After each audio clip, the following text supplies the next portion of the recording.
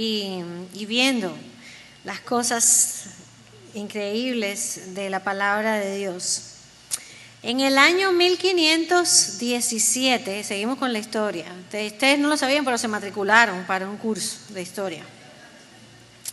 En el año 1517, el Papa Leo X autorizó que se redujera el castigo por los pecados a las personas que diesen dinero para la construcción de la Basílica de San Pedro, que todavía está en Roma, ¿verdad?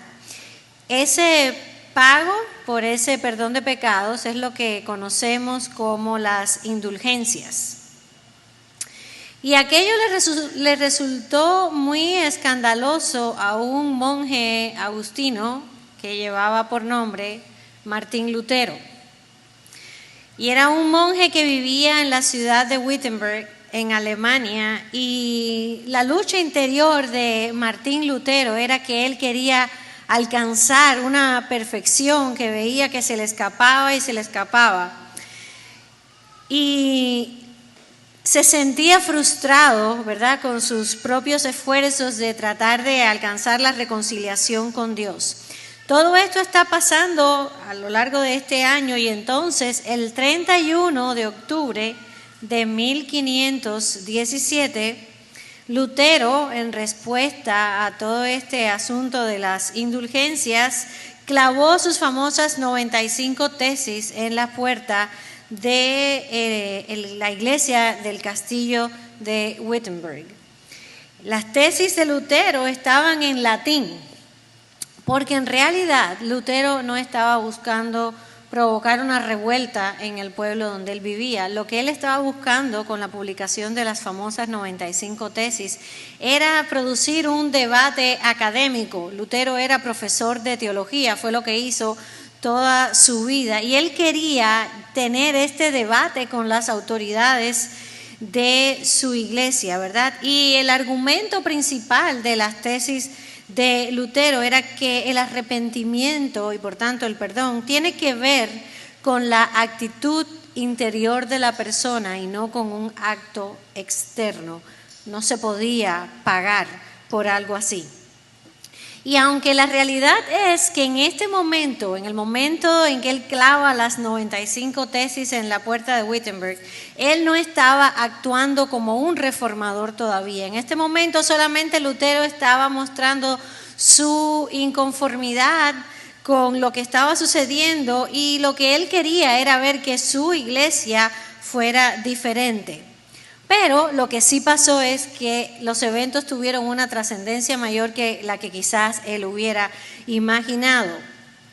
Había mucha gente poderosa que no estaba contenta con la publicación de Lutero, que, por cierto, como ya se había inventado la imprenta, rápidamente se esparció como fuego y por toda Alemania y mucho más allá la gente se enteró de las 95 tesis de Lutero. A partir de ese momento, él decide que va a comenzar a examinar sus propias creencias, por qué se creía lo que se creía a la luz de la Biblia. Y bueno, lo cierto es que Dios, en su soberanía, con todo esto, trajo que a la historia, ¿verdad?, de la humanidad llegara un momento que marcó una diferencia tremenda y es lo que hoy conocemos como la Reforma. Y que pronto pues se cumplirán años más, ¿verdad? El próximo día 31. Gracias a la Reforma, hoy nosotras podemos leer la Biblia en nuestros propios idiomas. Antes del tiempo de la Reforma, nadie podía leer la Biblia en su idioma. Todo el mundo tenía que escuchar la Biblia en latín. Gracias a la Reforma también se rescató el Evangelio que a lo largo de los años había ido perdiendo, ¿verdad?, su esencia, no porque la Biblia hubiera cambiado, sino porque quienes lo enseñaban no estaban enseñando un evangelio fiel. Lo cierto es que actualmente en los círculos religiosos, tanto evangélicos, reformados, católicos, etcétera, todo el mundo reconoce, ¿verdad?, que Lutero tenía razón con respecto a muchas cosas y que sin dudas la reforma que él sin saberlo inició cambió el curso de la historia. ¿Por qué traigo todo esto a colación? Bueno, porque en el pasaje que vamos a ver ahora del libro de Esdras, también nosotros nos encontramos con otro reformador de su tiempo. Si ustedes recuerdan, en la sesión anterior yo les dije que aunque realmente Esdras y Nehemías tuvieron un rol muy bueno como líderes, esa no es la esencia de los libros de Esdras y Nehemías. Ese no es el punto principal. Y en el caso particular de Esdras, quizás recuerden que también les mencionaba que lo que vemos a lo largo del libro es que Dios está trayendo una reforma, está trayendo restauración al pueblo de Israel, restauración espiritual. Entonces nosotros ahora vamos a pasar el resto de este tiempo en los primeros... Vamos a leerlo completo, pero nos vamos a enfocar en algunos versículos de Esdras capítulo 7. Antes de pasar allí, vamos a orar. Señor, te damos gracias una vez más por el tiempo que tú nos permites pasar en tu palabra. Te pedimos, Señor, que sea tu Espíritu Santo guiando mis palabras, porque no hay poder en la palabra humana, Señor. Reconocemos que sin tu guía y tu dirección, Señor, nada podemos hacer. Te pedimos que tú hables a través de tu palabra nuestras mentes y nuestros corazones. Y te damos gracias en el nombre de Jesús. Amén. ¿Qué tal si nos ponemos en pie y vamos a leer Esdras capítulo 7? Dice la palabra del Señor. Después de estas cosas, en el reinado de Artajerjes, rey de Persia, subió Esdras, hijo de Seraías, hijo de Azarías, hijo de Hilcías, hijo de Salum, hijo de Sadoc, hijo de Ahitob, hijo de Amarías, hijo de Azarías, hijo de Merayot, hijo de Seraías, hijo de Uzi, hijo de Buki, hijo de Abisúa, hijo de Fines, hijo de Eleazar, hijo de Aarón, sumo sacerdote. Este Esdras subió de Babilonia y era escriba experto en la ley de Moisés que el Señor Dios de Israel había dado. El rey le concedió todo lo que pedía porque la mano del Señor su Dios estaba sobre él. También algunos de los israelitas y de los sacerdotes, levitas, cantores, porteros y sirvientes del templo subieron a Jerusalén en el año 7 del rey Artajerjes. Esdras llegó a Jerusalén en el mes 5, era el 7º año del rey, porque el primer día del mes 1 comenzó a subir de Babilonia, y el primer día del mes 5 llegó a Jerusalén, pues la mano bondadosa de su Dios estaba sobre él, porque Esdras había dedicado su corazón a estudiar la ley del Señor y a practicarla y a enseñar sus estatutos y ordenanzas en Israel. Esta es la copia del decreto que el rey Artajerjes dio al sacerdote Esdras el escriba, instruido en las palabras de los mandamientos del Señor y de sus estatutos para Israel. Artajerjes, rey de reyes, al sacerdote Esdras, escriba de la ley del Dios del cielo, paz perfecta.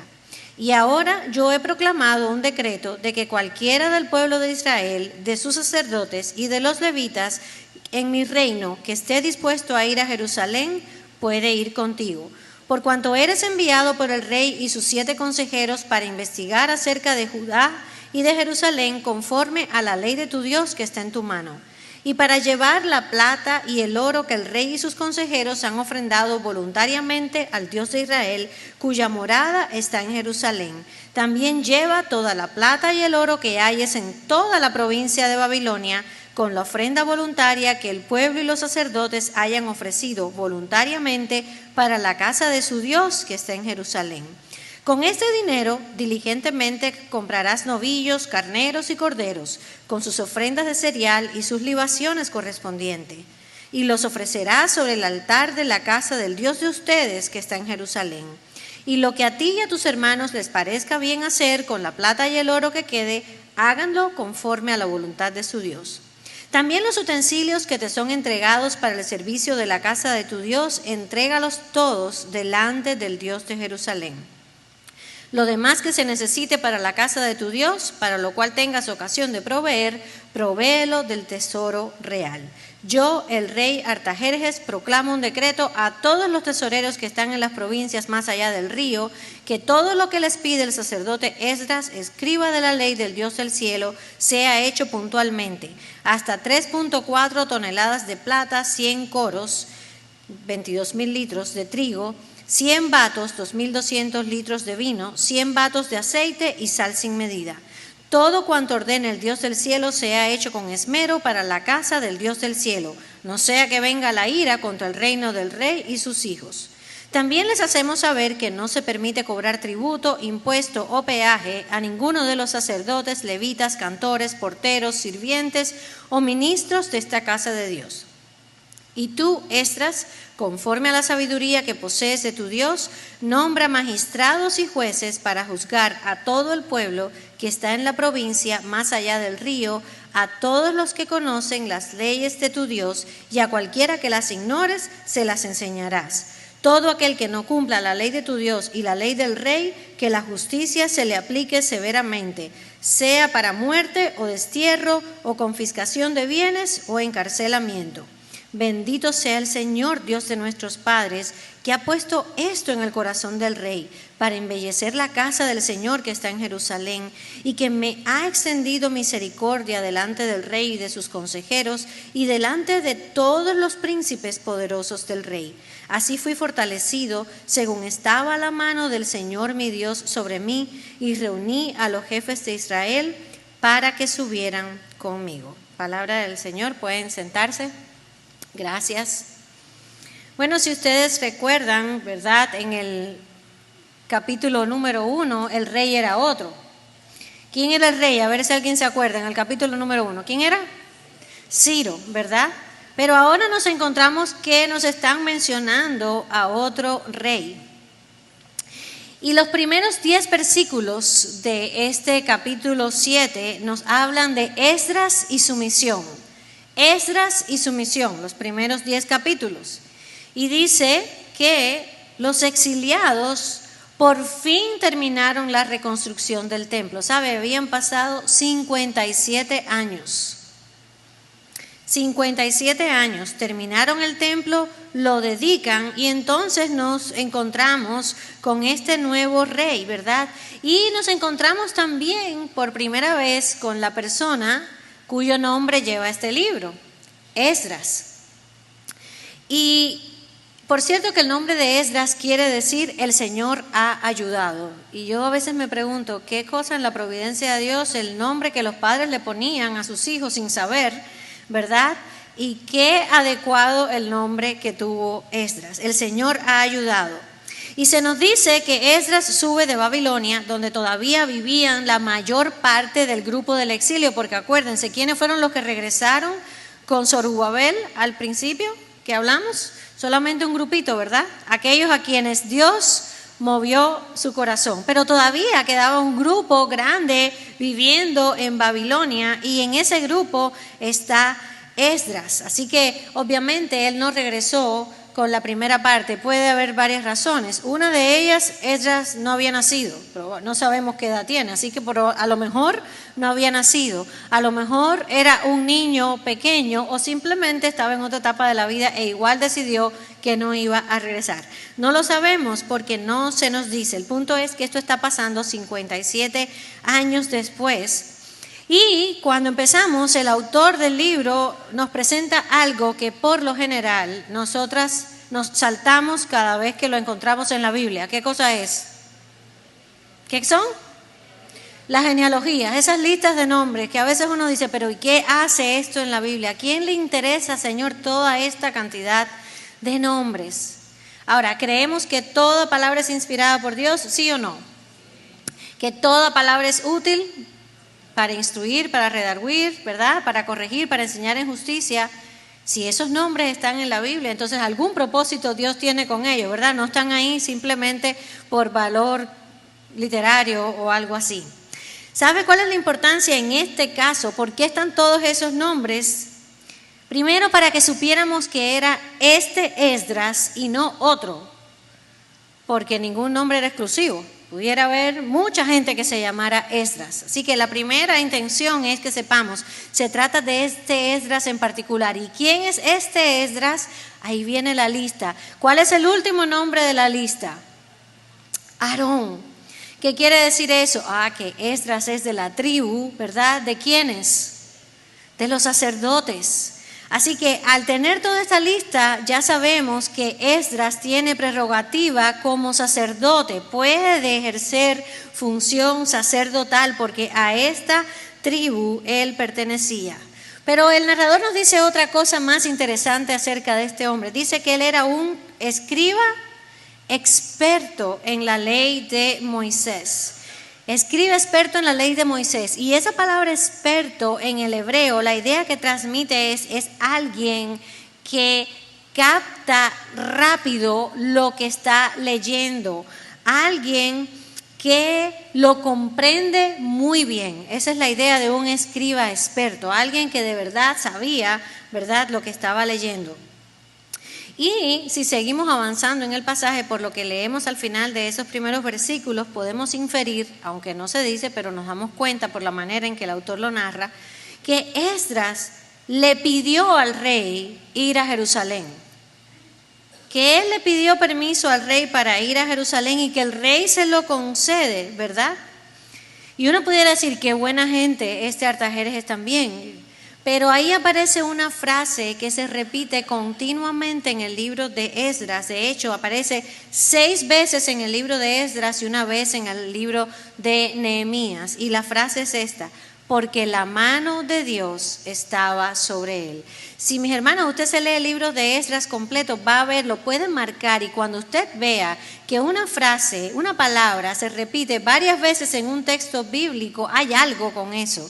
El autor nos está queriendo enseñar algo y le debemos prestar atención, ¿verdad? Así que la mano de Dios estaba con él. De nuevo, lo que hablamos antes. Dios está detrás de todo lo que está pasando porque esta es su historia. Esta es su historia, Él la está gobernando. Además nos dice que Esdras no viajó solo, sino que aquí también iba otro grupo, ¿verdad? Una caravana bastante. Dice que había gente del pueblo, levitas, sacerdotes, cantores, porteros, sirvientes del templo. O sea, el templo ya está terminado y toda esta gente está regresando. Y nos dice que el viaje duró 4 meses, porque empezó en el primero, terminó en el mes quinto. Ahora, la distancia que ellos viajaron fue de aproximadamente 900 millas. Si usted saca la matemática, dice, óyeme, pero en 4 meses, aunque vayan a caballo, no se recorre mucho más de 900 millas. La lógica indica que como iba toda una caravana del pueblo, hubiera personas mayores, hubiera niños, así que no podían ir tan rápido, ¿verdad? Había que tomarse su tiempo. Les toma 4 meses, llegaron allí. Recuerden lo que traté de enseñarles en la primera sesión. Cuando usted se enfrente a un texto de este tipo, sobre todo en el Antiguo Testamento, que hay tanta narrativa que se nos están contando, tenemos que leer despacio y ver los detalles, porque nos están contando una historia, nos están contando algo que pasó. Y ese es otro detalle importante cuando leemos algo del Antiguo Testamento. Una historia no quiere decir que es algo prescriptivo, que quiere decir no me están diciendo hazlo igual, simplemente me están contando lo que pasó. Es como cuando alguien nos narra un cuento y uno pensaría, bueno, yo lo hubiera hecho de esta manera. No se trata de cómo yo lo hubiera hecho, sino de lo que en realidad pasó y cómo me lo están contando, ¿verdad? Así que esto es lo que nos están diciendo. Y de nuevo, el versículo 9, no sé cómo lo dice la versión que estés leyendo, pero dice que Esdras llegó a Jerusalén porque la mano bondadosa de su Dios estaba con él. Y ahora llegamos al versículo 10, que es el versículo que en realidad rige, gobierna todo lo que pasa en el resto del libro de Esdras. Y miren lo que dice versículo 10. Esdras había dedicado su corazón a estudiar la ley del Señor y a practicarla y a enseñar sus estatutos y ordenanzas en Israel. Y después nosotras, como este es el versículo que gobierna, de donde sale todo lo demás que pasa en el libro, vamos a hablar un poquito más. Pero en la segunda parte de este capítulo, y ahora en los versículos del 11 al 26, lo que nos encontramos, ¿qué cosa es? El decreto del rey, ¿verdad? En el capítulo 1 vimos el decreto del rey Ciro. Ahora tenemos aquí el decreto del rey Artajerjes, donde hay cosas que son similares, algunas las comparten, ¿verdad? Se nos vuelve a mencionar el trabajo de Esdras, ¿verdad? Y dice que era un escriba de la ley. Pero ahora dice, un escriba de la ley del Dios del cielo. ¿Y se acuerdan lo que les dije en la primera sesión acerca de esa frase del Dios del cielo? El término diplomático, ¿verdad? Era una frase que ellos usaban como que genérica para hablar de todos los dioses, el Dios del cielo, solo que este es el Dios del cielo de esta gente y el otro es el Dios del cielo de la otra. Así le llamaba el rey a Esdras. Pero además piensan los comentaristas que pudiera implicar que Esdras también tenía un cargo dentro del gobierno, una cierta responsabilidad probablemente sobre el pueblo de Israel, vamos a decir, como cierto representante delante del rey. Así que Artajerjes emite este decreto, haciéndose eco de lo que ya había dicho Ciro, ¿verdad? Y los vuelve a autorizar, regresen, pero además en el decreto de Artajerjes está escondida la misión de Esdras, porque miren lo que dice, lo manda para que investigue acerca de Judá y de Jerusalén conforme a la ley de tu Dios que está en tu mano. Si lo está mandando para que investigue lo que está pasando allí, eso parece indicar que la ley no se estaba cumpliendo. Ve a ver qué está pasando, Esdras, allí. Investiga qué está pasando allí en Judá y en Jerusalén, ¿verdad? Y además le dice, bueno, aquí tienes plata, aquí tienes oro, todo lo que necesites, no te vamos a cobrar impuestos, no hay toll, porque él le dice, ¿verdad? No hay peaje, vayan ustedes, o sea, le dio bandera blanca, pudiéramos decir, incluso, de hecho, le dice, y si no te alcanza con todo esto, úsalo del tesoro real. Evidentemente Esdras tenía, ¿verdad?, cierto rango dentro del gobierno, porque el emperador de Persia no le iba a decir a cualquiera, si no te alcanza el dinero, ven y búscalo del tesoro real. Pero obviamente este hombre confiaba en Esdras. Así que una vez más hace referencia a otro de los temas, le dice, tienes acceso para cualquier cosa que necesites, y todo esto ¿para qué? Para el culto que se dará en la casa del Dios de ustedes. O sea, Artajerjes le está diciendo, este no es el Dios mío, este es el Dios de ustedes, pero acuérdense la mentalidad persa, por si acaso, y más adelante lo dice, para que todo esté bien, aquí tienes todo lo que necesitas, vayan y denle culto a él, ¿verdad? Nosotros nos quedamos asombradas de cómo estos reyes paganos que no creían en Dios fueron un instrumento en las manos de Dios. Cómo Dios los usó y los movió como Él quiso, e incluso, irónicamente, les dice, lo que otros reyes les robaron a ustedes, ahora estos mismos reyes se los van a devolver.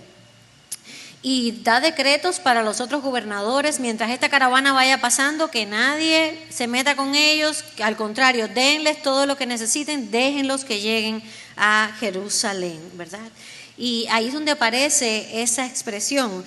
El rey dice, porque haciendo estas cosas, quién sabe si evitaremos la ira de este Dios de los israelitas. Esa era la mentalidad de ellos. Déjame dejarlo que se vayan y que hagan todas estas cosas para apaciguar la ira de este rey. Mira la diferencia entre la manera en que ellos veían a su Dios y la manera del Dios de la Biblia, ¿verdad? En todas estas religiones, la gente constantemente está tratando de calmar y de apaciguar a sus dioses.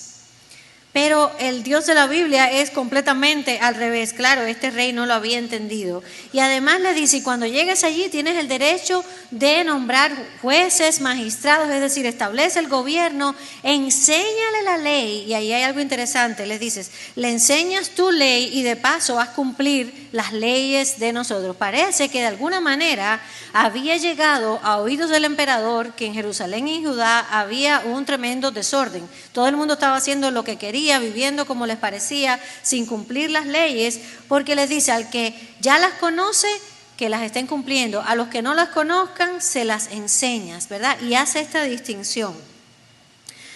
No menciona nada el libro de si Esdras se metió en asuntos políticos y se hizo cumplir estas otras leyes, porque la misión de Esdras, él la tenía muy clara y de ahí vamos a hablar. El pasaje termina, la última parte son los últimos 2 versículos, 27 y 28. Así que la primera parte del texto es la misión de Esdras y su misión. La segunda parte es la carta del rey Artajerjes, del 11 al 26. Y la tercera parte del pasaje es una expresión de alabanza personal, versículos 27 y 28. No sé si se dieron cuenta de que aquí algo cambió. En estos últimos 2 versículos ya no tenemos un narrador contándonos la historia. Ahora es el propio Esdras el que está hablando. Ya no hay alguien más contándonos lo que pasó. Ahora el texto dice, es Esdras el que está diciendo. Fíjense que él empieza hablando en este versículo 27 y dice, bendito sea el Señor, Dios de nuestros padres, que ha puesto esto en el corazón del rey para embellecer la casa del Señor y me ha extendido misericordia. Y después dice, y así fui fortalecido según estaba la mano del Señor mi Dios sobre mí, y reuní a los jefes de Israel para que subieran conmigo. Hasta ahora, los otros 6 capítulos anteriores y la primera parte o la mayor parte de este capítulo 7, hay un narrador contándonos la historia. De ahora en adelante tenemos a Esdras contándonos la propia historia, lo que sucedió allí. Entonces, ¿cuál es el título de esta conferencia? Vamos a leer bien, ¿cómo dice arriba? Mujeres en la palabra. Mujeres en la palabra. De este pasaje de Esdras, mis hermanas, tenemos mucho que aprender porque hemos visto, y si se dieron cuenta, y ahora lo vamos a desglosar, que Esdras era un hombre que estaba en la palabra de Dios, ¿verdad?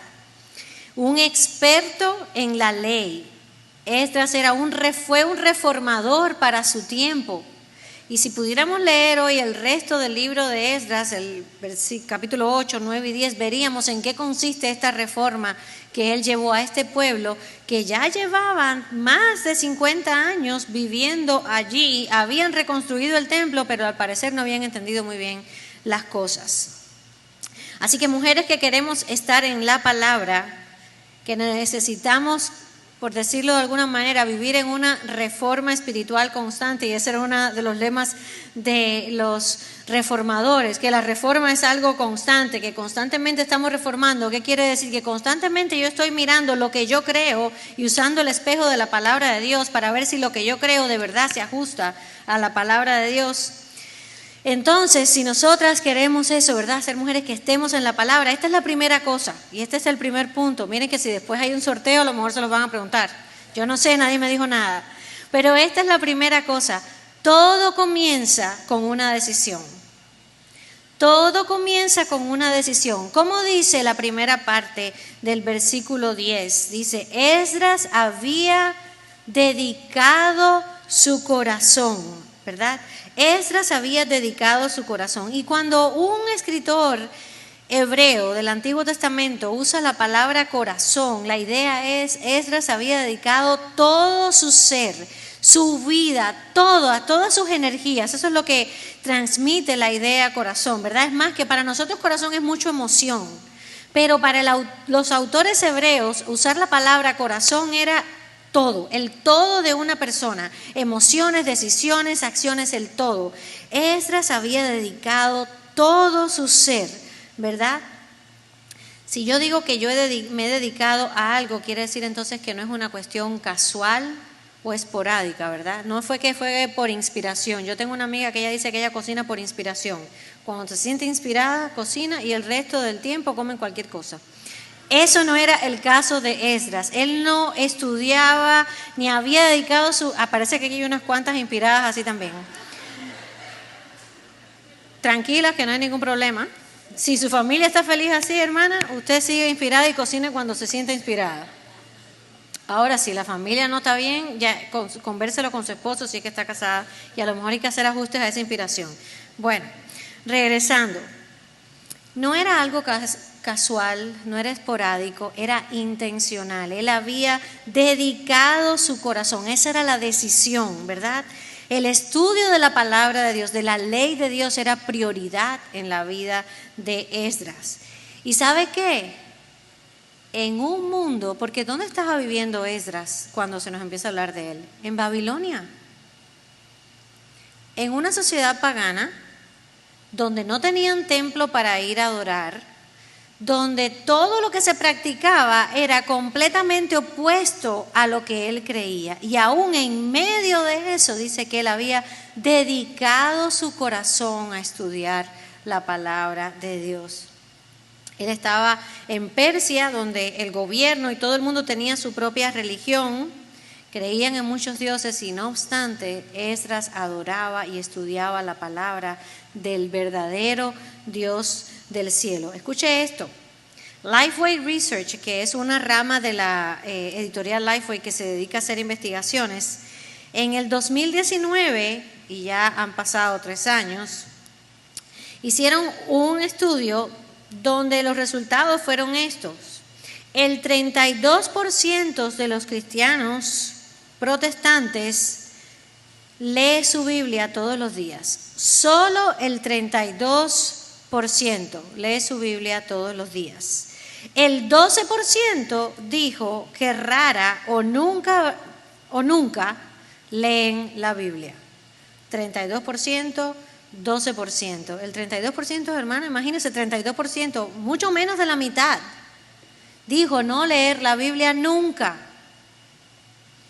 Hermanas, a lo que dediquemos nuestro corazón va a dirigir el curso de nuestra vida. A lo que tú y yo dediquemos nuestro corazón va a dirigir el curso de nuestra vida. Si no tenemos deseos de leer la Biblia, tenemos que empezar por orar y pedirle al Señor que nos dé el deseo de leer la Biblia. Yo te cuento que para mí muchos años eso era algo solamente que yo tenía que tachar de mi lista de tareas de todos los días, ¿verdad? Usted sabe que se pone una lista para que no se lo olvide. O bueno, quizás todo el mundo no hace lista, pero escrita, pero mentalmente por lo general llevamos una lista de cosas y demás. Bueno, para mí eso era también leer la Biblia y lo hacía porque estaba consciente de que leer la Biblia es algo que los cristianos hacen, que se supone que leyéramos la Biblia, ¿verdad? Pero lo sentía más como una carga o como una obligación. Y le doy gracias al Señor porque un día Él me confrontó y me hizo ver, ¿verdad? Primero no solo lo equivocada que estaba, sino que superficial era todo lo que yo estaba creyendo. Y me llevó a arrepentirme de esa hasta cierto punto hipocresía espiritual con la que yo estaba viviendo, ¿verdad? Y entendí que la palabra de Dios no es cualquier libro y que para nosotros es como oxígeno, que la necesitamos. Y yo empecé a orar y le comencé a pedir al Señor que me diera amor por su palabra. Y a lo largo del tiempo, mis hermanas, yo he visto que esa es una oración que Dios contesta afirmativamente. ¿Por qué? Porque Dios quiere que le conozcamos a través de su palabra. Él se nos revela en las páginas de nuestra Biblia. Sin embargo, he descubierto también que abrir mi Biblia va más allá del deseo y de la oración. Y esto es lo que quiero decir con eso. Dice que Esdras dedicó su corazón, ¿verdad? La idea, como les digo, intencionalidad. Es una decisión que nosotros tenemos que tomar, especialmente cuando no tenemos la motivación o el deseo. Por eso es que se habla de la lectura de la Biblia como una disciplina espiritual. Y a veces a nosotros nos chocan un poquito estas palabras y pensamos, bueno, pero eso es legalismo, como que de verdad tengo que leer la Biblia. Y es que no hemos entendido bien, porque yo no estoy diciendo que tienes que leer la Biblia porque entonces Dios te va a querer más y te va a aprobar más. No, estoy diciendo que si realmente tú quieres conocer al Dios en que tú dices creer, tú necesitas abrir tu Biblia. Yo necesito abrir mi Biblia. Y por eso es que es una disciplina, ¿verdad? Y yo no sé si recuerdan, pero Pablo le dice a Timoteo que se discipline para la piedad, ¿verdad? Le está hablando y después le dice que se ocupe, como parte de ese ejercicio, de esa disciplina, que se ocupe en la lectura de las Escrituras. Entonces, mi hermana, es una disciplina. El pasaje nos está enseñando, Esdras dedicó su corazón, es decir, se lo propuso, buscó hacer esto, y nosotras tenemos entonces que aprender en este sentido y decirle, Señor, no tengo ganas, ayúdame. Pero no te vas a quedar sentada en una silla y esperar a ver si las ganas caen del cielo.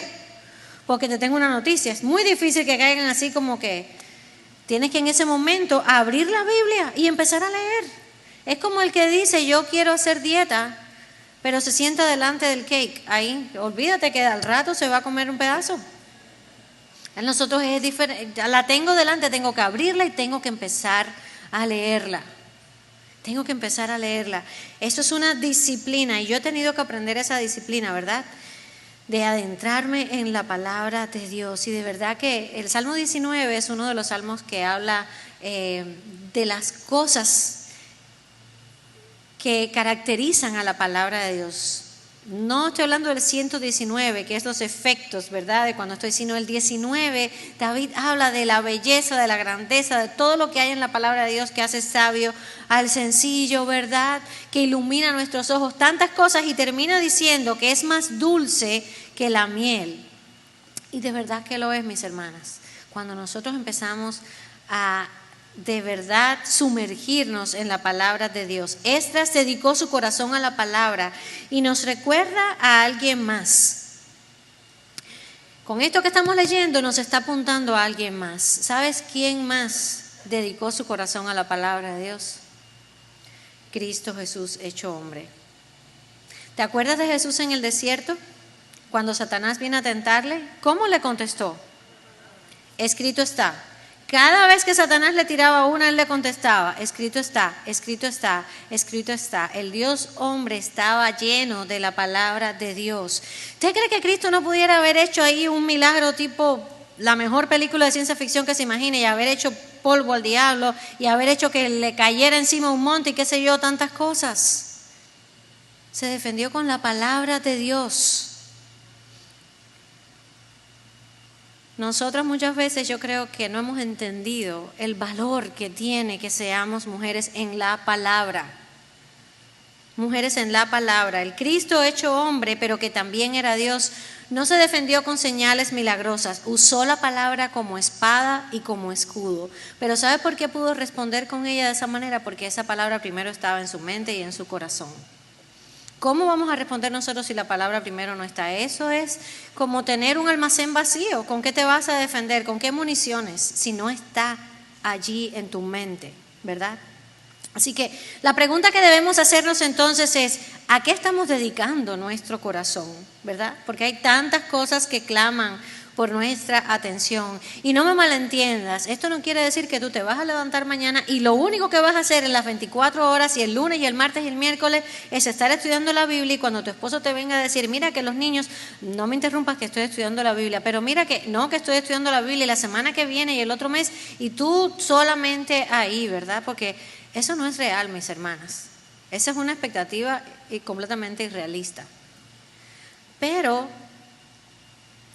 sí tenemos que decidir a qué cosas se va a inclinar nuestro corazón, a qué le damos prioridad. ¿Y sabe qué? Uno encuentra tiempo para lo que uno considera importante. ¿Sí o no? Lo que nos parece importante siempre va a encontrar tiempo en nuestra agenda. Si de verdad la palabra de Dios es importante para nosotros, va a encontrar tiempo en nuestra agenda también. Así que no es solamente entonces un asunto de abrir la Biblia, porque dice que Esdras había dedicado su corazón ¿a qué? ¿Cuál es la palabra que usa? Al estudio, ¿verdad? De la ley de Dios, que era lo que ellos tenían en ese momento. Así que el punto 2 es vayamos más allá de la lectura. Y ustedes ven por qué yo les decía en las preguntas de más temprano que había algunas cosas que me estaban robando de esta sesión.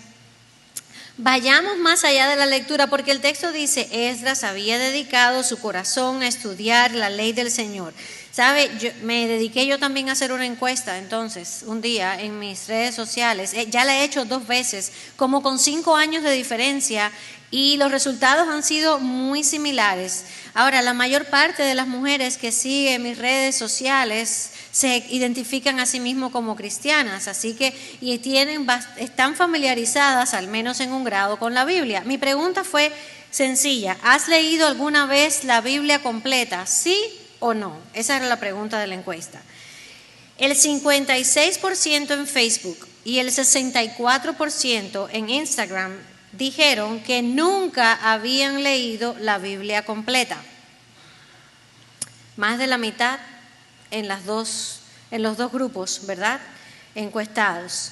¿Sabe? Yo he llegado a la conclusión de que en el caso de las mujeres lo que nos pasa es que muchas veces, y probablemente en los hombres también, aunque los libros estén divididos, solamente leemos los libros de la Biblia que más nos gustan o los que más fácil nos resulta de leer. En el caso de las mujeres, Ruth, Esther, Salmos, Proverbios, los Evangelios, algunas de las cartas de Pablo. Muy poca gente sabe quién era Habacuc, Ageo, ni me hables del Apocalipsis porque eso no hay quien lo entienda, ¿verdad? Todos hemos estado ahí, le tenemos terror. Pero si la Biblia decimos que es la palabra de Dios de tapa a tapa, ¿creemos eso? ¿Crees tú que la Biblia es de tapa a tapa la palabra de Dios? Porque quiero que sepas que en estos tiempos hay muchos creyentes que dicen que no toda la Biblia es la palabra de Dios. Si tú crees, como espero que lo creas, que toda la palabra es inspirada por Dios, desde Génesis 1:1 hasta Apocalipsis 22, 20 no sé cuánto que se acaba, entonces nosotras necesitamos leer la Biblia completa y conocerla completa. Pero no es solo leerla, sino estudiarla, ¿verdad? Porque solamente leerla, mis hermanas, muchas veces va a hacer que me quedo en la superficie. ¿Sabe la diferencia entre estudiar y leer? Es que cuando estudio empiezo a meditar, empiezo a reflexionar en lo que estoy leyendo. Y nosotras, ¿sabe? Esto no ha cambiado a lo largo de la historia. Los falsos maestros, los falsos profetas han existido siempre y van a continuar existiendo. Pablo los llamaba impostores, engañadores. ¿Cómo nosotros vamos a ser capaces entonces de detectar una falsa enseñanza, una falsa doctrina? Cuando estudiemos la Biblia y la conozcamos bien. Es la única manera, ¿sabes? Cada vez que tú te sientes en tu iglesia un domingo a escuchar un sermón, cada vez que escuches un podcast, que veas un video de algún maestro de la Biblia, o leas un libro, o escuches algo en la radio que dice ser una radio cristiana, tú necesitas pasar eso por el filtro de la palabra de Dios, porque no hay maestros humanos infalibles. La única infalible es la palabra de Dios. Pero ¿cómo tú vas a poder detectar lo falso de lo verdadero? Cuando lo conozcamos, ¿verdad? En el libro de Hechos se nos habla de aquellos hermanos de Berea que dice que cuando terminaban de escuchar ellos iban y decían, vamos a ver si es verdad esto que esta gente nos están enseñando. Y nuestra generación es una generación que se está acostumbrando simplemente a absorber información y contenido y no pensar. Todo el mundo opina de todo, pero nadie sabe de nada. ¿De verdad qué está pasando? Porque nos hemos acostumbrado a tratar la Biblia como igual que tratamos el McDonald's, ¿verdad? Yo paso por ahí, dame algo rápido y sigo. Tenemos que conocer la palabra y tenemos que estudiarla. Nada debe sustituir ese tiempo, como decíamos antes. ¿Y sabes qué? Sí, es bueno escuchar podcasts, hay algunos muy buenos, hay buenos libros también, pero nada de eso tiene, como me gusta decir, la firma de Dios. Eso lo tiene un solo libro y es la Biblia, y por eso nosotros necesitamos estudiarla y pasar tiempo con ellas. Entonces, y aquí voy a hablar un poquito más técnico. Cuando tú te sientes a estudiar la Biblia, empieza por aquí. Quisiera que me prestara mucha atención a esto. Cuando tú empiezas a estudiar un pasaje de la Biblia, lo primero que vas a hacer es tratar, y no puedo darles toda la clase que me encantaría porque no tenemos tiempo, lo primero que vas a hacer es tratar de entender el significado de ese texto. ¿Qué está diciendo aquí el autor de ese texto? ¿Qué me está diciendo? ¿Qué está pasando? ¿En qué momento de la historia está esto? ¿Quiénes eran esta gente? ¿Qué creían? ¿Por qué se les está diciendo esto? Eso es lo primero que tenemos que hacer cuando nos vamos a un texto bíblico, mis hermanas. ¿Sabe por qué? Porque lo que el autor le quiso decir al público original es lo mismo que nos está diciendo a nosotros. Ojo con eso. Lo que el autor quiso decir al público original es lo mismo que nos está diciendo a nosotros. ¿Por qué? Porque el significado del pasaje no cambia con la época. Y ese es el problema que tenemos hoy día, que la gente te dice, no, sí, eso está bueno para aquella época, pero ahora no, el significado no ha cambiado. El significado no cambia. De cualquier pasaje, lo que quiso decir Esdras cuando escribió para aquella gente es lo mismo que nos está diciendo a nosotros. Y por eso tenemos que empezar por entender cuál era la intención del autor. Porque, ¿sabe? Muchas veces nosotras abrimos la Biblia y lo que queremos hacer rápidamente es aplicarla a mí. ¿Qué me dice a mí? ¿Qué es para mí? Pero yo tengo que entender primero qué le quiso decir al público original. Y entonces ahora después que yo hago todo ese análisis, yo puedo entender entonces cómo lo aplico, cómo lo traigo a mi vida ahora. Les voy a poner un ejemplo. ¿Qué dice Filipenses 4:13? ¿Ustedes no almorzaron? A ver, intenten otra vez. ¿Qué dice Filipenses 4:13? Ahora bien, tomando como base Filipenses 4:13, yo he escuchado cosas súper interesantes por ahí. De todo. Porque todo lo puedo en Cristo que me fortalece, yo voy a hacer X, Y, A, B, cualquier cosa. Y les voy a poner un ejemplo extremo. Este no lo dijo nadie. Yo lo voy a usar como una exageración para que usted entienda la importancia de entender primero el contexto y después venir a aplicarlo. Porque todo lo puedo en Cristo que me fortalece. A mí me gusta ahora escalar montañas y yo me voy a ir a escalar el monte Everest la semana que viene. Ahora, ¿sabe qué es lo que pasa con eso? Yo en mi vida he practicado alpinismo.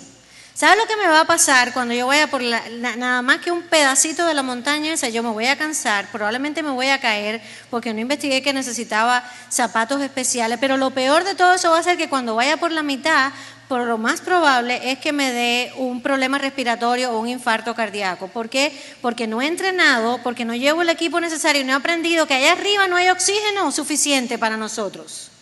Pero todo lo puedo en Cristo que me fortalece, así que yo tengo que poder subir el monte este. Pero es que yo no leí que era lo que Pablo estaba diciendo en Filipenses 4.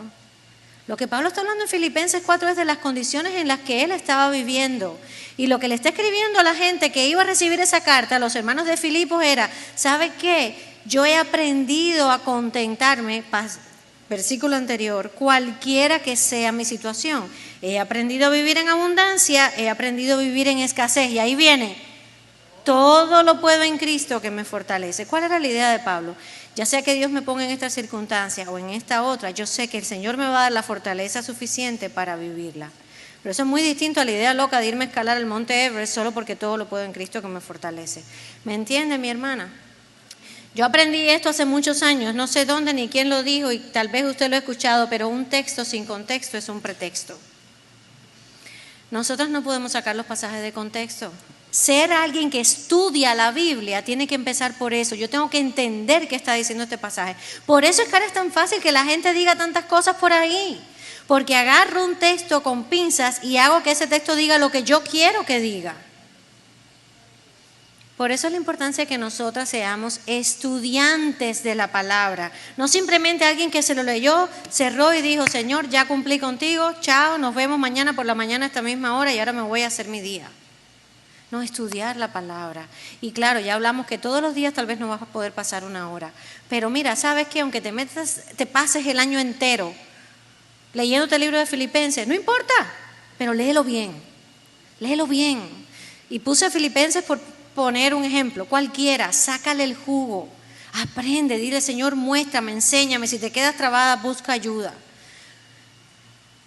¿Cuántas mujeres casadas hay aquí? Una buena mayoría, ¿verdad? ¿Usted se imagina solamente quedarse con el conocimiento de su esposo que usted tenía la primera vez que lo conoció? Está difícil, ¿verdad? Dicen que nos pasamos la vida entera tratando de conocer a una persona. Bueno, ¿qué nos hace creer a nosotras que podemos, verdad, conocer al Dios que tenemos solo con esos buchitos y esos poquitos que vamos recibiendo de domingo en domingo, o lo que aprendí cuando tenía 20 años, que fui a aquel campamento, ¿te acuerdas? No, tenemos que seguir. Muchas veces las oraciones de Pablo por las iglesias eran, yo oro que ustedes crezcan en el conocimiento del Señor. Hermanas, estamos llamados a crecer. La vida cristiana no es una vida estática, no es un agua estancada. Pero ¿cómo vamos a hacerlo si no nos convertimos en estudiantes, verdad, de la palabra? Mujeres en la palabra, eso es lo que quiere decir, en la palabra, ¿verdad? Así que el texto nos dice que Esdras era un experto, un conocedor de la ley, y para ser un experto en algo yo necesito dedicarle mucho tiempo, ¿verdad? Dediquemos tiempo a la palabra de Dios. ¿Sabe? No le tenga miedo a esta palabra que voy a decir ahora, teología. A veces la gente escucha la palabra teología y se le ponen los pelos de punta. Oh, no, eso nada más es para la gente del seminario y para los pastores. ¿Qué quiere decir teología? Teología es teología, el estudio de Dios. Cualquiera, de hecho había vamos a decir un teólogo cristiano de los más grandes del siglo XX, llegó hasta el XXI, R.C. Sproul, él decía, todos somos teólogos. Y es verdad, porque todo el mundo hace teología, sea que lo admita o no. Porque cuando tú empiezas a decir lo que tú crees acerca de Dios, ya estás haciendo teología. La pregunta es, ¿estoy haciendo una buena teología o una mala teología? Entonces estudiemos la palabra. No se asuste, vivimos en buenos tiempos. Y sabe que usted dirá, bueno, ¿y qué yo hago con todo eso? Ok, me convertí en una estudiosa de la palabra y demás. Vamos a ver, porque ellas tienen muchísimo que enseñarnos. Pero el primer desafío es, dedica tu corazón ¿a qué? Al estudio de la palabra. Y eso va a permear el resto de las áreas de tu vida. La tercera cosa que nos habla este pasaje dice, Esdras dedicó su corazón a estudiar la palabra de Dios y después dice, y a practicarla. Así que el tercer punto es este, vivamos lo que creemos. Vivamos lo que creemos. Y es maravilloso porque el Señor nos delineó el camino en este pasaje. Fíjese, Esdras dedicó su corazón, esa es una decisión, ¿verdad? ¿A qué? ¿Cuál fue la decisión? Primero, a estudiar la palabra, es decir, a conocerla bien, a entenderla, a interpretarla y luego a practicarla. Usted ve lo que les acabo de enseñar ahorita, yo no puedo llegar a decir voy a practicarla si no la he entendido bien primero. Hermanas, la aplicación, la obediencia vino como resultado del entendimiento, ¿verdad? La obediencia vino como resultado de ese entendimiento. Nuestra lectura de la Biblia no es para acumular conocimiento. No es para que nos convertamos en enciclopedias bíblicas ambulantes por ahí y empezar a decirle a la gente un montón de palabras grandes y mira cuánto yo sé. Si todo lo que hemos estudiado y aprendido no transforma nuestro corazón, de nada vale. De nada vale, porque la vida cristiana es una vida de transformación, de reforma espiritual, de santificación. Mira lo que dice Romanos 8:29, ¿verdad? Después del 28 que todos conocemos, dice, porque a los que de antemano conoció, hablando de los creyentes, también los predestinó a ser hechos conforme a la imagen de su Hijo, para que Él sea el primogénito entre muchos hermanos. Lo que el Señor está haciendo en nuestras vidas es llevarnos cada vez más a ser como Cristo. Esa es la meta. Esa es la meta. Por eso es que también en Romanos, pero un poco más adelante, Pablo habla de que seamos renovados, ¿cómo? Por medio de la transformación de nuestro entendimiento. ¿Y cómo llega eso? A través del estudio de la palabra, ¿verdad? Y entonces yo empiezo a caminar y a vivir en obediencia. Yo creo que quien lo dijo con mayor claridad fue el apóstol Santiago. Santiago dijo, sean hacedores de la palabra y no solamente oidores que se engañan a sí mismos. Porque si alguien es oidor de la palabra y no hacedor, es semejante a un hombre que mira su rostro natural en un espejo, pues después de mirarse a sí mismo e irse, inmediatamente se olvida de qué clase de persona es. Pero el que mira atentamente a la ley perfecta, la ley de la libertad, y permanece en ella, no habiéndose vuelto un oidor olvidadizo, sino un hacedor eficaz, éste será bienaventurado en lo que hace. Hermana, no basta entonces con oír o con estudiar o con conocer. Necesitamos poner en práctica, vivir lo que creemos. No porque la obediencia me gane el favor de Dios. El favor de Dios, si tú estás en Cristo, ya lo tienes. No obedecemos para salvación, obedecemos porque hemos sido salvadas. Ese es el orden, esa es la diferencia, ¿verdad? Ahora, lo cierto es que muchas veces no tenemos deseos de obedecer, o nos cuesta, ¿sí o no? Es difícil a veces en ciertas cosas. Y es ahí cuando entonces se unen, ¿verdad? La oración y la obediencia, van de la mano. Y Filipenses en el capítulo 2 versículos 13 dice, pues Dios es quien produce en ustedes tanto el querer como el hacer para que se cumpla su buena voluntad. Tenemos que orar y pedirle al Señor que nos ayude cuando no tenemos el deseo de obedecer, cuando hemos entendido pero nos cuesta, ¿verdad? Y quisiera decir algo aquí a quienes están tal vez por primera vez porque alguien te invitó o quizás es de las primeras veces que estás escuchando hablar de la Biblia, de Cristo, de todo esto es nuevo. Muchas veces nosotros creemos que podemos arreglarnos por nuestra propia cuenta, ¿verdad? Que poniendo en práctica ciertas cosas nos van a cambiar y nos van a poner en buenas con Dios. Pero no es así. La Biblia dice que tú y yo nacemos con un corazón de piedra, un corazón duro, insensible, orgulloso, un corazón que es pecador y es desobediente. Ese es nuestro ADN, esa es la naturaleza con la que llegamos, ¿verdad? Y lo peor es que es un corazón que nos engaña y que nos hace creer, ¿verdad?, que somos buenas. Si yo soy de lo más buena, yo no me meto con nadie, no le robo a nadie, yo le he sido fiel a mi esposo, ¿verdad? Pensamos tantas cosas y creemos incluso saber qué es lo mejor para nuestra vida y que podemos gobernarla bien. Pero la realidad es que tú y yo somos completamente incapaces de cambiar nuestro corazón y obedecer a Dios. No podemos. Por más que lo intentemos, si Dios no hace la obra en nosotras, no podemos. ¿Sabes por qué? Porque te va a pasar como a Lutero y lo que les contaba al principio, que tratas y tratas y tratas y te vas a frustrar y te vas a cansar, porque no podemos. Eso era lo que le pasaba a los israelitas. Tenían la ley que Dios les había dado ¿y qué pasó? No podían cumplir. Claro que esa era la idea, que entendieran que no iban a poder cumplir, que tanto ellos como nosotros necesitamos un Salvador, un Redentor, alguien que nos rescate del pecado y de nosotras mismas, ¿verdad? Hemos heredado ese corazón, hermana.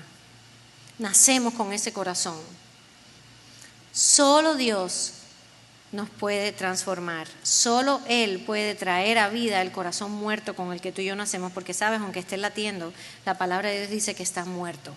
Está completamente muerto. Ahora sí tenemos esperanza, no se acaba ahí, qué bueno que no se acaba ahí, tenemos esperanza y esa esperanza es el Evangelio, la mejor noticia, algo que cambió la historia para siempre y que cambia corazones. ¿Y sabes cuál es esa buena noticia? Esa buena noticia es Cristo Jesús, que vino para darnos vida y para hacer en nuestro corazón una reforma total y completa. Cuando tú y yo nos arrepentimos de nuestros pecados y confiamos en lo que Él hizo, no en lo que nosotros podamos hacer, nuestro corazón puede ser traído de muerte a vida. Así que obedecer será una consecuencia de esa vida nueva que Él ha puesto en nosotros. Pero quienes ya estamos en Cristo, quienes sí ya estamos en Cristo y estamos caminando con Él, tenemos un llamado a vivir en obediencia. Hermana, no confundas la gracia con desobediencia. Son dos cosas completamente opuestas. Tener la gracia de Dios no es un pasaje para yo hacer lo que quiera. Al contrario, Pablo en este diálogo interno que él va teniendo y cuando le escribe a los romanos les dice, ¿acaso vamos a perseverar en el pecado para que la gracia abunde? Y le dice, de ninguna manera, no puede ser. El que viva con esa filosofía no ha entendido la gracia de Dios. Al contrario, el corazón que ha sido transformado por la gracia de Dios vive con el anhelo de agradar a Dios. La gracia nunca puede ser justificación para el pecado y la desobediencia. Si yo no lo he entendido así, tal vez tenga que preguntarme, ¿verdad?, si realmente he conocido el Evangelio y a Cristo. Así que Cristo es nuestro modelo supremo de obediencia. Eso es lo bueno, esa es la mejor de todas las noticias, porque sabes que aún conociéndolo, aún caminando con Él, aún estudiando la palabra, vamos a ser muchas veces desobedientes.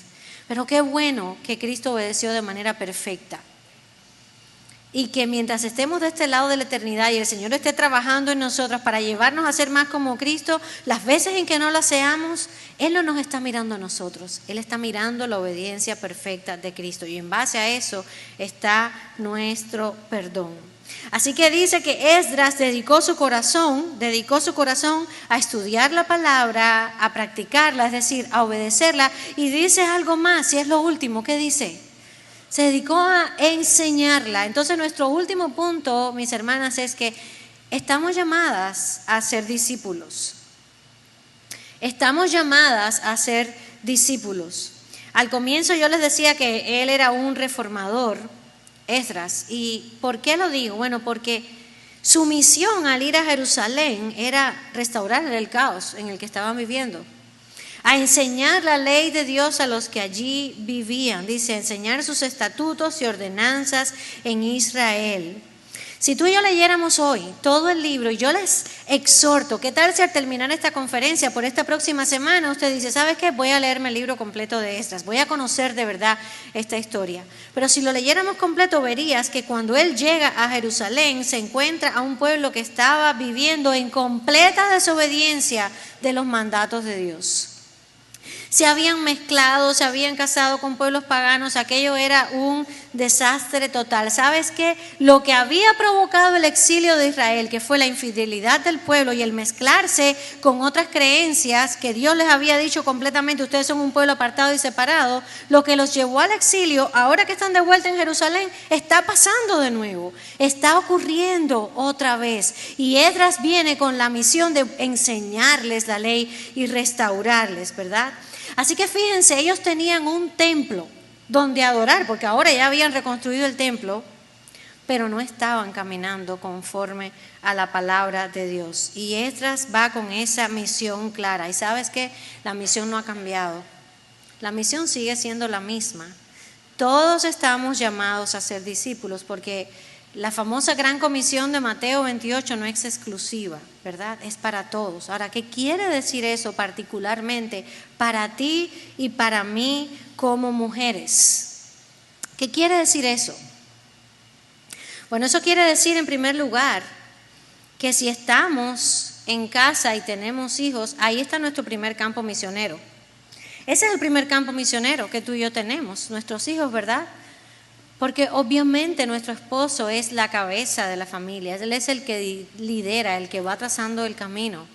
Pero por lo general también tú vas a pasar mucho más tiempo en casa porque él va a estar trabajando y demás. Entonces te va a tocar todo el tiempo estar aprovechando esas oportunidades para vivir el evangelio delante de tus hijos, para mostrarles el evangelio, para apuntarlos a Cristo, para enseñarles la palabra, para irla sembrando en su corazón. Ese es el primer campo misionero que nosotros tenemos, mis hermanas, si tenemos hijos, ¿verdad? Y eso es lo que Pablo, cuando le escribe a Tito en el capítulo 2, del que tanto hablamos, eso es lo que Pablo le está diciendo, ¿verdad? Porque además de eso, le está hablando, enséñale a las mujeres mayores que le enseñen a las más jóvenes a amar a sus esposos, a sus hijos, y le habla también del rol que estas mujeres mayores pueden desempeñar.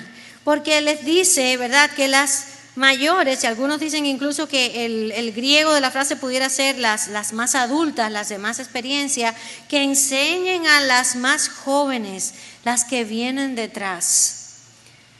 Te he desafiado a que seas una mujer que estudia la palabra, y te conté incluso que estoy estudiando en un seminario, y tal vez estés pensando, ¿qué puedo hacer con todo esto? Hermana, no necesitamos una plataforma para discipular.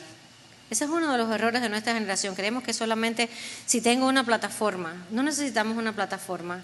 Hay una muchacha joven que está llegando a tu iglesia, que está comenzando a caminar con el Señor, que necesita a alguien que sea una guía para ella, alguien que se siente, que la discipule, que le enseñe. Y esto puede lucir de muchas maneras, como les decía. Puede ser formalmente, puede ser simplemente invitarla a tu casa y que ella vea cómo vives tú, ¿verdad? Y compartir con ella, y mientras estás doblando ropa o mientras estás cocinando, o quién sabe lo que estés haciendo, ir compartiendo e instruyéndola, ¿verdad? A veces nosotros complicamos esto demasiado, pero quiero que se entienda el rol que Dios nos ha dado. Y ¿sabe qué? Que a veces uno dice, pero como que eso me parece tan poco, yo quiero algo más. No necesitamos realmente algo más. Necesitamos entender que como creyentes todos tenemos la responsabilidad, simplemente que los roles y la manera en que eso funciona es diferente para cada uno. Y están bien claros en la palabra, el Señor dio roles a los hombres, roles a las mujeres, pero todos somos importantes, porque todos estamos haciendo juntos la obra. Entonces no te sientas a menos si no tienes una plataforma, no necesitas un púlpito tampoco, eso no es a lo que Dios nos ha llamado. Estamos aquí en una conferencia de mujeres, este es otro contexto, ¿verdad? Y tal vez puedo ir un poquito más allá y pudiéramos hablar de realmente cuál es el rol que tenemos en el ministerio. A la luz de la Escritura no entiendo que tengamos rol para jugar como pastor o anciano, eso es lo que entiendo a la luz de la palabra. Pero eso no quiere decir que yo no pueda discipular o enseñarle la palabra a otra mujer. Eso no quiere decir que pueda hacerlo porque lo estamos haciendo aquí, ¿sí o no? Lamentablemente las ideologías del mundo se han metido demasiado dentro de la iglesia.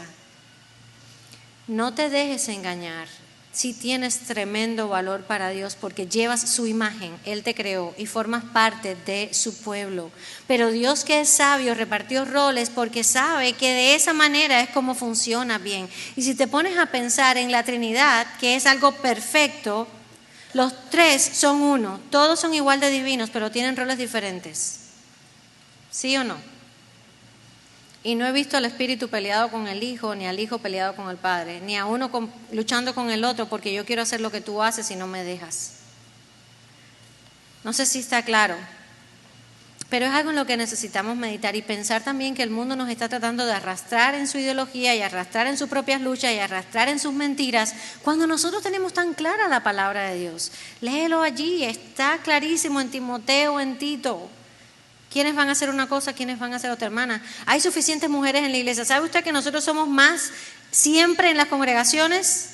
Tenemos un porcentaje mayor de mujeres que de hombres. Si cada una de nosotras decidiera discipular a otra mujer o estudiar la Biblia con otra mujer, tendríamos iglesias mucho más fuertes doctrinalmente que las que tenemos.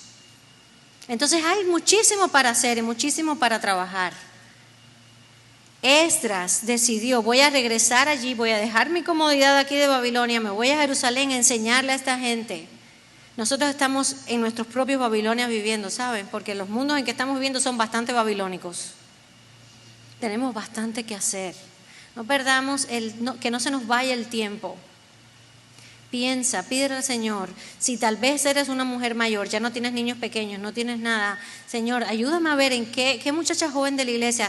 No podrás imaginarte nunca la huella que puedas dejar en una joven tal vez que es recién casada y necesita a una mujer mayor, piadosa, que ha estado caminando con el Señor, que la guíe, porque no aprendió el modelo bíblico de la feminidad y no sabe cómo hacerlo.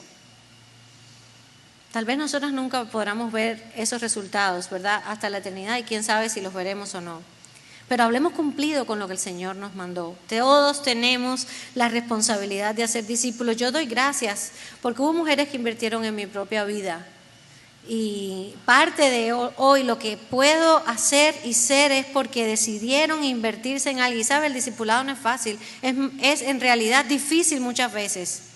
Discipular nos va a costar a veces lágrimas, sufrimientos, frustraciones, ¿verdad? Tantas cosas. Es más fácil no enredarnos en ninguno de esos problemas, porque a veces las relaciones humanas, ¿verdad?, tienen roces o quién sabe cuántas cosas pueden pasar. Pero el Señor nos dice, vayan y hagan discípulos. No dijo, ustedes pastores, vayan y hagan discípulos. A todos los creyentes nos mandó a ser discípulos. El rol de ellos como pastores es uno. El de nosotros como ovejas es ayudar, ¿verdad?, a las otras ovejas. Así que quiero exhortarte, hermana. Tú y yo podemos también ser agentes reformadores, por decirlo de una manera, en la vida de alguien que está quizás comenzando a caminar con el Señor o que lleva tiempo, pero en verdad nunca se ha adentrado en el estudio de la palabra. O tal vez hoy te has dado cuenta, necesito a alguien así. Deja buscar a alguien. Quizás hay una mujer mayor que me pueda ayudar. Alguien que no necesariamente tal vez tenga muchos años más, pero sí lleve más años caminando con el Señor y pueda ser tu guía. Dios usó a Esdras para traer restauración a su generación, para pastorearles, para ser un sacerdote que intercediera delante de Dios a su favor. Pero lo cierto es que cuando llegamos al capítulo 10 y el libro se acaba, vemos que el corazón de aquel pueblo no había cambiado. Y por generaciones los problemas seguirían siendo lo mismo. No obstante, Dios protegió a aquel pequeño remanente, porque como les dije antes, de ahí vendría Cristo, que sería el buen pastor, que sería el mejor sacerdote, que sería el que por fin pondría un corazón nuevo en su pueblo para siempre. Y ese pueblo, como vimos antes, somos nosotros. Al igual que pasó con Esdras, tú y yo tenemos una decisión que tomar. Y la primera es, ¿a qué vamos a dedicar nuestro corazón? Hermanas, oremos para que el Señor incline nuestro corazón a estudiar, a practicar y a enseñar la palabra de Dios, para de esa manera ser instrumentos que el Señor use para traer una reforma espiritual a las vidas que Él nos permita tocar. Acuérdate, no importa el número, 1, 100 o 1000.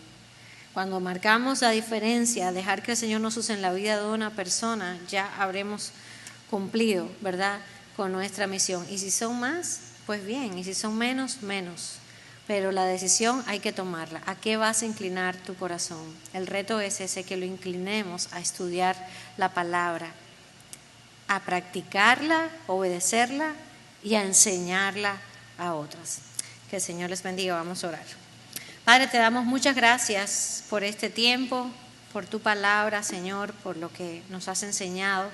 Te damos gracias por Cristo Jesús, Señor, porque Él es el mejor pastor, el mejor sacerdote, Señor. Aunque leemos todas estas historias en la Biblia, vemos que las vidas humanas se quedan cortas, Señor. Nunca fue suficiente. Pero tú, Señor, preservaste a este pueblo para que Él pudiera venir, Señor, y ahora hacernos parte de su pueblo. Señor, inclina nuestro corazón para que seamos mujeres en tu palabra. Pon en nosotras el deseo de estudiar tu palabra cada día, Señor, de conocerte más, de crecer más en ti, Señor.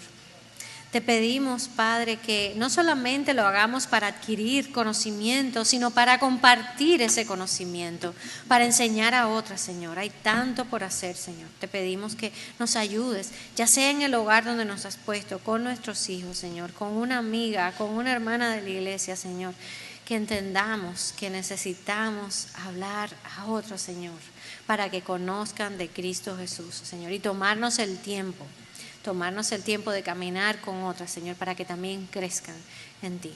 Te damos muchas gracias por este tiempo y te alabamos y te bendecimos. En el nombre de Jesús, amén.